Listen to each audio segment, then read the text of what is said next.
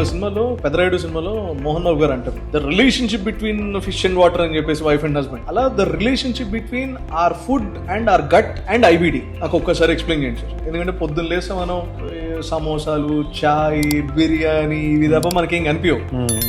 And apparently these flare up IBDs. So please, చాలా important question sir మీరు. ఎందుకంటే ఇప్పుడు డైట్ అనేది చాలా ఇంపార్టెంట్ ఫ్యాక్టర్. ఇప్పుడు ఈ ఐబిడి చూసినట్టయితే లాస్ట్ ఫ్యూ ఇయర్స్లో ఇండియాలో చాలా పెరిగిపోతుంది. ఎందుకు పెరిగిపోతుందని చూస్తే వెస్టర్నైజ్ డైట్, మనం అందరం ఇప్పుడు పిజ్జాలు తినడము, సమోసాలు తినడము మీరు అన్నట్టు, అండ్ పాస్తాలు, ఫ్రైస్ ఇవన్నీ ఎక్కువైపోయి IBD is link to westernise diet అనమాట. ఈ స్ట్రెస్ ఫ్యాక్టర్ దానికి తోడు ఈ అన్నిటి వల్ల ఐబిడి ఇన్సిడెన్స్ ఎక్కువ పెరుగుతుంది. సో లింకింగ్ చూసినట్టయితే కొన్ని ఫుడ్ మన ఐబిడిని ఫ్లేర్ అప్ చేయొచ్చు, కొన్ని వల్ల ఏం ఎఫెక్ట్ ఉండకపోవచ్చు. సో అది ఈచ్ పర్సన్కి ఒక్కొక్క పర్టికులర్ ఫ్లేర్ అప్ ఫుడ్ ఉంటుందన్నమాట. ఎస్పెషల్లీ మన ఇండియాలో మనం చూసినట్టయితే, ఇప్పుడు హైదరాబాద్లో చూసినట్టయితే చాలా మసాలా ఫుడ్ తింటుంటాము, బిర్యానీస్, ఆయిల్ ఫుడ్ ఇవన్నీ అయితేనే ఉంటాయి. మీరు అన్నట్టు బయటకు పోయినంటే మసాలా అవి తింటుంటాం, సమోసాలు డబుల్ మసాలా అంటాం, ఇంకా ఇవన్నీ నడుస్తుంటాయి. అంటే ఓకే గట్టి హెల్తీగా ఉంటే బాగానే ఉంటుంది, కానీ ఆల్రెడీ సిమ్టమ్స్ ఉండి అన్ఫార్చునేట్లీ జబ్బు ఉన్నప్పుడైతే అది ఇంకా సిమ్టమ్స్ ఫ్లేర్ అప్ అయ్యే ఛాన్స్ ఉంటుంది. దాంట్లో ఫుడ్కి ఇప్పుడు ఇంకోటి ఏంటంటే మైక్రోబయోటా అంటున్నాం. మైక్రోబయోటా ఏంటంటే మన ఇంటెస్టైన్లో